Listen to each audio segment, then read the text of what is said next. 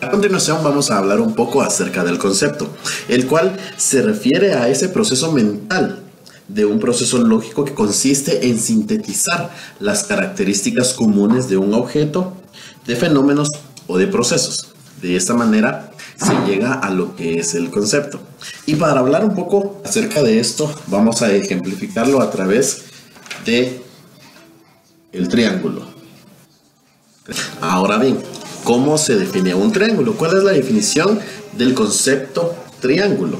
Se define como una figura geométrica que consta de 3 lados y de 3 ángulos. Sin embargo, hablando de lo que es el concepto y desarrollando el tema, podemos decir que hay 3 divisiones, que son los conceptos universales, los conceptos particulares y los conceptos individuales.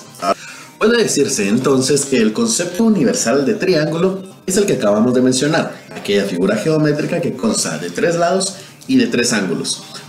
Mientras que el concepto particular de triángulo podría ser la división de triángulos que van en función de sus lados y de cómo estos se relacionan entre sí. Por ejemplo, existe el triángulo equilátero.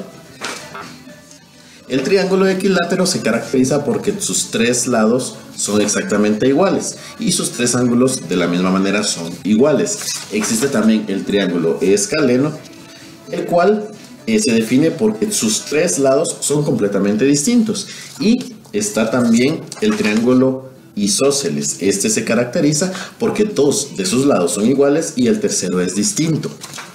Entonces, como vemos, el concepto universal tiene características muy generales, características que pueden encerrar a muchos conceptos, a muchos objetos más bien. Mientras que el concepto particular va reduciendo la cantidad de objetos a la que se refiere, y el concepto individual podría ser cualquiera de los 3 triángulos que ya vimos en el caso de los triángulos, ya sea un triángulo isósceles, un escaleno o un equilátero.